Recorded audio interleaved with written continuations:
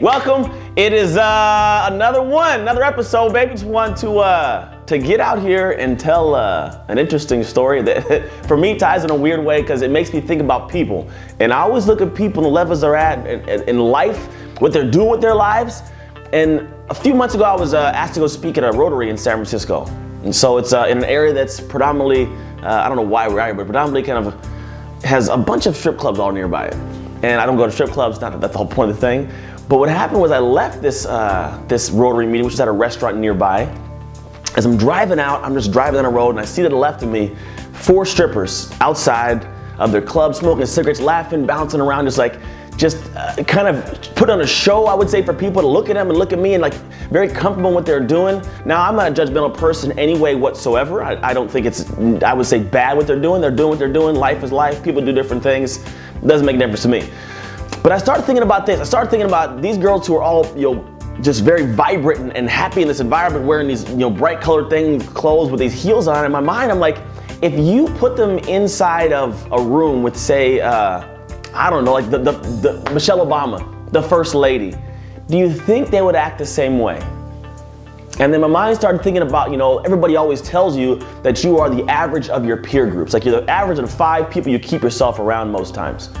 And so what I started thinking about was, I don't know if it's so much that you just happen to be like those people, but what I find is that you will raise and lower your standards based on the people that you surround yourself with. So that's where the tie comes in. And so what I came with the saying is, peers propagate personal perception. Your peer group, the people around you, what you see in yourself in terms of how they view you can be vastly skewed by what they value. So if, say, the people around you all happen to be bank robbers and they're your best friends and they all love each other and you're all bank robbers, it's probably not a good thing you're doing, although they like you. So for you, your level of standard to raise to morally is, we rob banks. Like that's your level of whatever it is. I hurt people, whatever it may be, right? That's your level. But if you're around people who they want to be successful, they want to be great moms, great dads, they want to be great business owners, they want to be phenomenal employees or whatever, they want to be good coaches.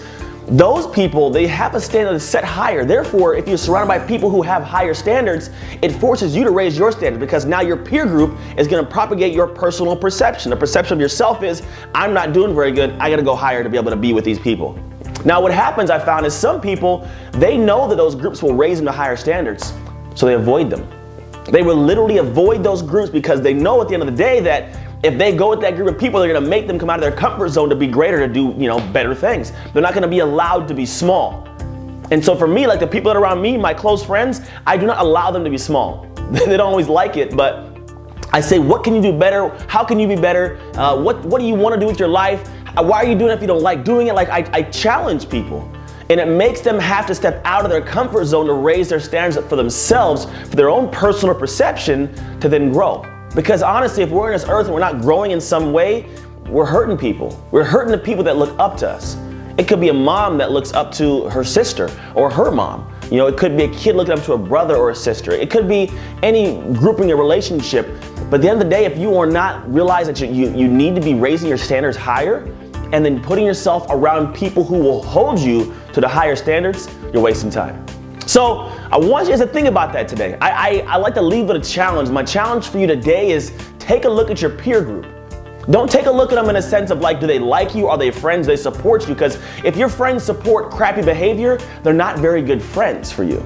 Especially if you have higher dreams and aspirations. And sometimes people like comfort. They don't want to change very much. They want to stick right where they're at, right? Because it feels good. And the change is going to feel a little bit different, maybe off.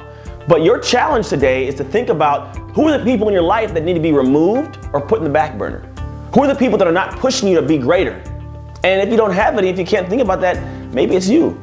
Maybe you need to hold your friends to higher standards. Your people, your family, anybody close to you to higher standards. So your peer group needs to be adjusted. Most of the time, most people, there's a saying is that if you're the smartest person in the room, you're in the wrong room. So most people, they don't have great groups above them. They kind of sit in this comfort level. So take a look at your group. See who's around you. See who is in your circle that's really close to you. And are they doing and acting in ways that are allowing you and forcing you to be better, to choose to do greater things in your life. Thank you for watching this, as I always do, because I really enjoy the fact that you guys get to watch these and get to give me comments, and I get a bunch of emails. It's something I do. If you have at any point in time an idea, like you want me to cover something that I talk about, because I just pull random ideas out of the middle of nowhere, honestly, and start recording myself talking. So if you have any ideas, send them to me. Email's atrucks@anthonytrucks.com, and I will talk to you soon.